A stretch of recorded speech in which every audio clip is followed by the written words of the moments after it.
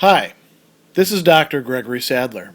I'm a professor of philosophy and the president and founder of an educational consulting company called Reason.io, where we put philosophy into practice. I've studied and taught philosophy for over 20 years, and I find that many people run into difficulties reading classic philosophical texts. Sometimes it's the way things are said or how the text is structured. But the concepts themselves are not always that complicated, and that's where I come in. To help students and lifelong learners, I've been producing longer lecture videos and posting them to YouTube. Many viewers say they find them useful. What you're currently watching is part of a new series of shorter videos, each of them focused on one core concept from an important philosophical text. I hope you find it useful as well. Why would a person want to begin this strange activity that we call by the term philosophy?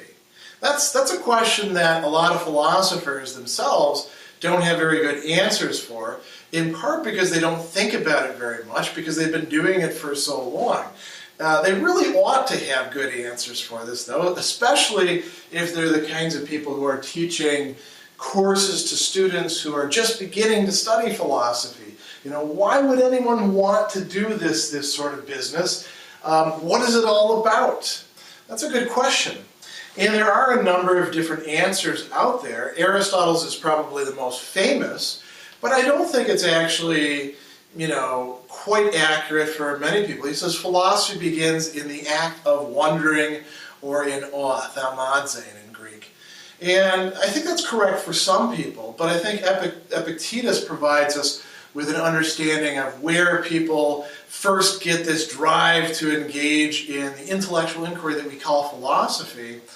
I think that many people actually do things this way.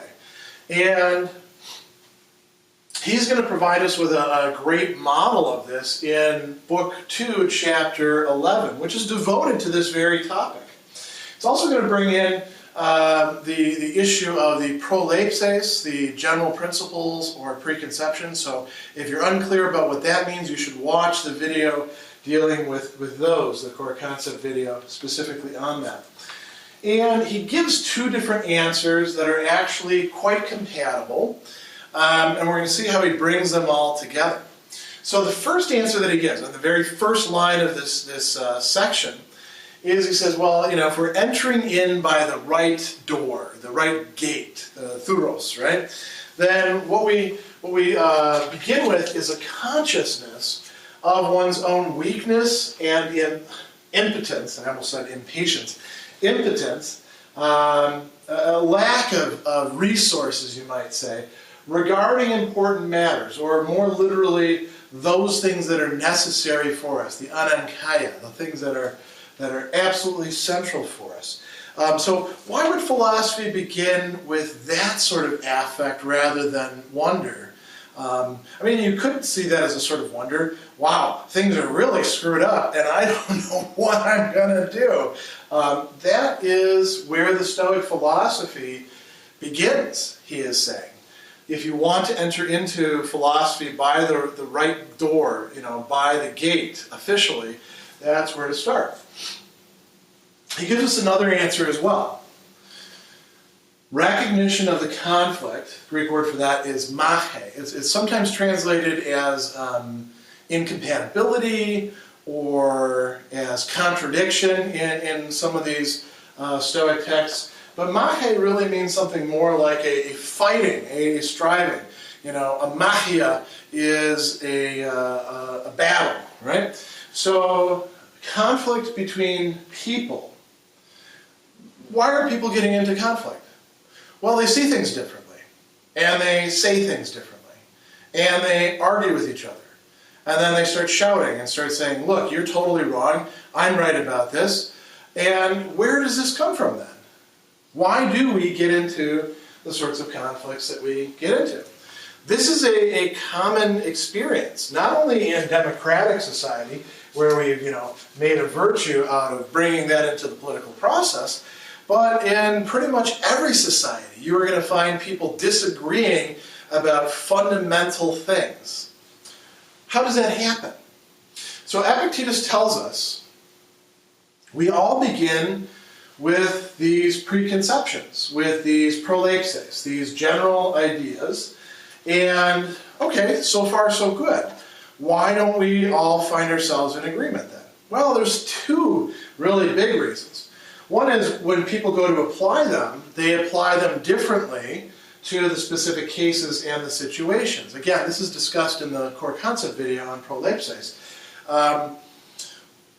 When they do that, it's because they don't really understand what they're working with, either the specific matters or the general principles. They have a kind of vague notion of them. Let me actually give you what he has to say, because it's much better than what I would have to say about this.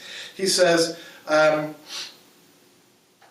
we come into being without any concept of a right-angled triangle or of a half-tone musical interval.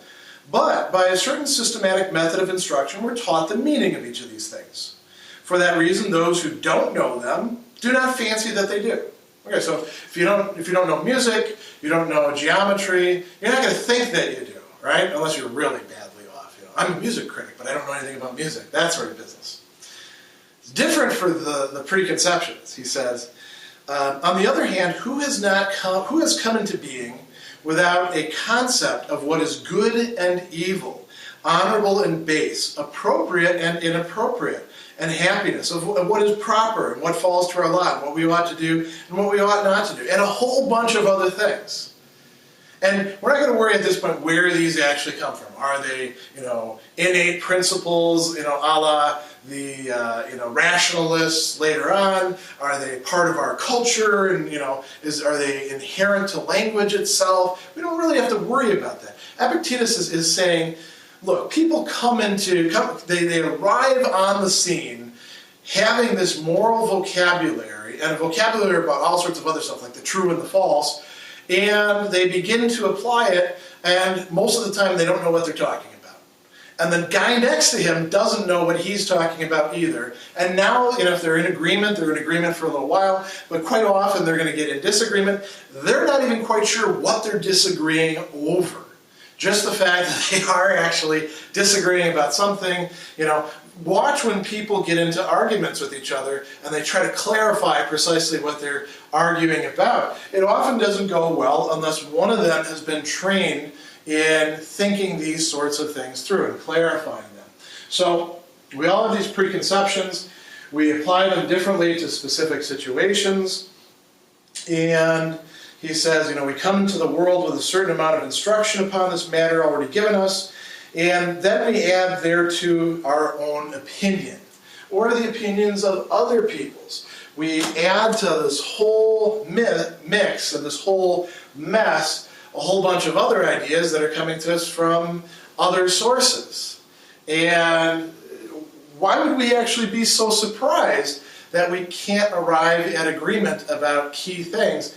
Sometimes even with ourselves, we get all mixed up about this. So, that's the beginning point of philosophy for Epictetus. We see people talking about things that really matter, and they disagree with each other. And now, that's the very, very beginning. How do we enter into the gate? We say, I don't know what I'm doing. So how would we actually become better off with respect to that? How would we overcome this weakness and impotence with respect to the things that really matter? How would we get straight about these things? Well, he tells us there's other things going on. We engage in an inquiry, zetasis, about how these conflicts arise. If we want to understand why people are disagreeing with each other, we need to do some systematic inquiry into, what are they actually disagreeing about? What are they agreeing about? How are they understanding their terms? How are they misapplying things? That's the beginning point. We also have to condemn mere opinion and have a sort of attitude of lack of trust, or it's translated as skepticism, apistia, with respect to, or apistis, sorry, with respect to mere opinion, mere judgment. We need to hold out the prospect of there being something more than mere opinion, or else, it's just, whatever anyone wants to think. But if there is a genuine good for human being and a genuine bad, if there is a better way to live and a worse way to live, We cannot be mired in mere opinions. We need to try to get to something. Like he says here, we need to discover. The heuresis is discovery or invention or seeking out some sort of standard, what he calls a canon. Canon is a rule. Another term that gets used is a criterion. So we need something that can get us beyond just mere opinion. What exactly that is, we don't have to know at the beginning point of philosophy. Right now, we're just thinking about how do we actually get started.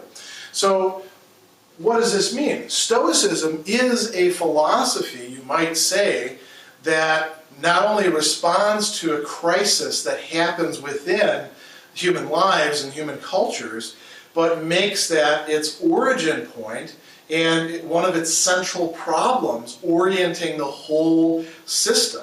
The goal is, of course, to get beyond the beginning, but it's also important to think about where do we begin, so that when we see people struggling, we can say, well, I understand that you're not happy about where you are, but at least you're at the beginning point of something that could turn out to be quite good for you.